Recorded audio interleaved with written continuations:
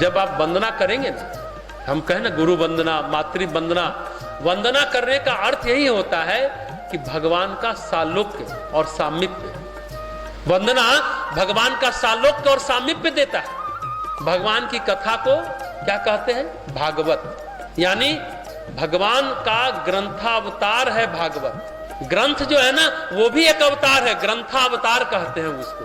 तो भागवत की तरह राम कथा भगवान का लीला अवतार है। भागवत कथा की पुस्तक ग्रंथावतार है तो राम कथा भगवान का लीला अवतार है। उनकी लीलाओं का आवाहन करते हैं, उसमें रस लेते हैं। गोस्वामी जी बड़े मार्मिक तरीके से उसको व्यक्त करते हैं। जब किसी की वंदना गोस्वामी जी करते हैं, उनका ऑब्जर्वेशन बड़ा अद्भुत होता है। उनकी दृष्टि बहुत सूक्ष्म भी होती है और बहुत व्यापक भी होती है, विहंगम दृष्टि भी होती है, और बहुत छोटी छोटी बातों पर भी उनकी दृष्टि रहती है। और इतना प्यारा है, वो कैसे देखते हैं गोस्वामी जी? उनकी दृष्टि है टेलीस्कोपिक भी और माइक्रोस्कोपिक भी। दो दृष्टि है ना, टेलीस्कोपिक दूर से देखते हैं, माइक्रोस्कोप से हम कैसे देखते हैं? सूक्ष्म भी देखते हैं।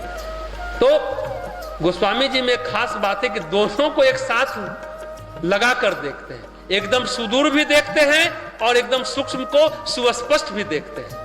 भगवान सर्वगुण संपन्न होता है, उनके गुणों की किरणें उनके भक्तों में एक एक कर आते रहते हैं और जैसे जैसे हम उनके समीप जाते हैं, तो जब हम भगवान की वंदना करते हैं तो भगवान के लोक में प्रवेश करते हैं। जब हम कीर्तन करते हैं, भजन करते हैं, उनके नाम का सुमिरन करते हैं, उनके नाम का स्मरण करते हैं, तो सच कहिए उस समय भगवान की दिव्यता वहां उतर जाती है और उस लोक में हम प्रवेश करते हैं, उस दिव्य वातावरण में प्रवेश करते हैं जहां पुण्य करने वाली आत्माएं भगवान के साथ एक सूत्र में, एक माला में जैसे पिरोए रहते हैं, उस मणियों के प्रकाश को हम प्राप्त करते हैं।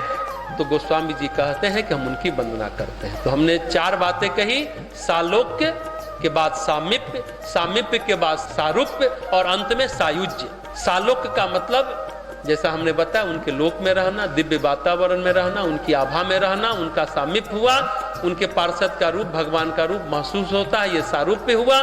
सालोक्य की तुलना में सायुज्य ज्यादा नजदीक हुआ, फिर उससे ज्यादा सारूप्य है, पार्षद से मिलते हैं, अपने को उसी रूप में ढालते हैं कह सकते हैं, और ज्यादा अपने अंदर भगवान को महसूस करते हैं। फिर सायुज यानी उनमें लीन हो जाते हैं। 9 दिनों में हम भगवती में लीन हो जाएं, इससे अच्छी बात क्या हो सकती है? फिर अनुष्ठान की सार्थकता भी परिलक्षित होगी। तो गोलोक धाम, साकेत धाम, विष्णुलोक धाम होता है, जैसे वैकुंठ होता है, कैलाश धाम होता है। आप सभी जानते हैं, ये नाम आप लोगों ने भी सुना होगा। ये बात बड़ा महत्वपूर्ण है, ये आपने सुना होगा। तो वंदना शुरू करते हैं हम लोग। दोहा नंबर 15 बालकांड का के बाद की चौपाइयां ये है। पहली चौपाई, बंदऊ अवधपुरी अति पावन, सरजू सरी कली कलुष न सावन। प्रणवु सुर नर नारी बहोरी, ममता जिन पर प्रभु ही न थोरी। सबसे पहले गोस्वामी तुलसीदास जी वंदना करते हैं अवधपुरी की। अवधपुरी मतलब अयोध्या। अपने शास्त्रों में सप्त मोक्ष दायिनी पुरी का वर्णन है। सप्त मोक्ष दायिनी पुरी, पुरी मतलब पुर, पुर मतलब नगर। तो 7 नगर ऐसे हैं जो मोक्ष देने वाली जगह है। 7 पुरी यानी 7 शहर ऐसे हैं जहां पर रहने से मोक्ष मिलता है। ये शहर है पहला काशी, सभी लोग जानते हैं। कांचीपुरी दक्षिण में है, मथुरा, द्वारिकापुरी, मायापुरी। मायापुरी कौन है जानते हैं? मायापुरी किसका नाम है? हरिद्वार का। फिर जगन्नाथपुरी और अयोध्या। 7 हो गया ना। कुछ लोग उज्जैन को भी मानते हैं, लेकिन 7 ही पुरी है जो मोक्षदायिनी पुरी है।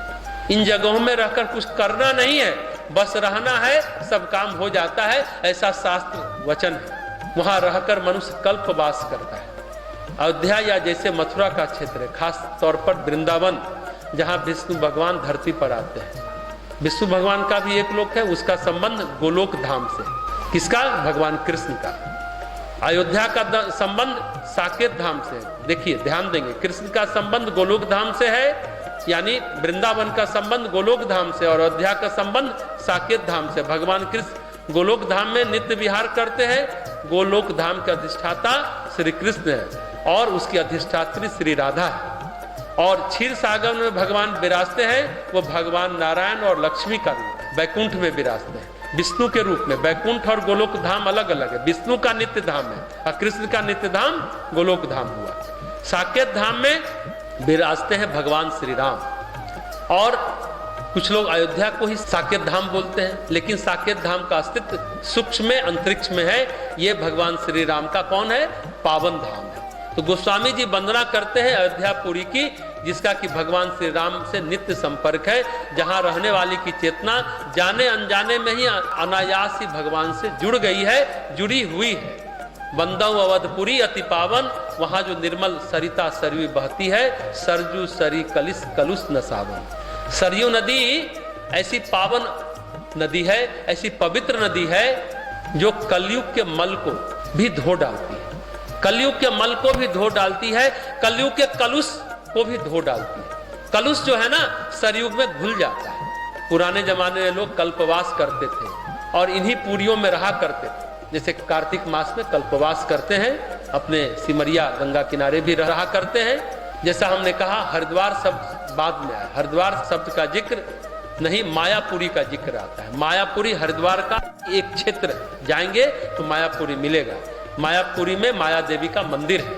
हरिद्वार का क्षेत्र है वह क्षेत्र, जैसे रामपुर हाट से लेकर, कामरू कामाख्या से लेकर, इधर आपके महसी कात्यायनी स्थान को लेकर, उधर दंतकाली मंदिर नेपाल को लेकर, काठमांडू को ले, सब क्षेत्र है तंत्र क्षेत्र, शक्ति क्षेत्र। यहाँ लोग आज भी पहाड़ से, हिमालय से, तिब्बत से उतर के लामा लोग अभी भी, चूंकि भगवान बुद्ध के द्वारा स्थापित बुद्ध शिल्प कला है ना, वैसे तो वशिष्ठ आराधिता उग्रतारा मंदिर महसी में है, लेकिन उसका जो देखेंगे वो बौद्ध शिल्प कला का नमूना है वो।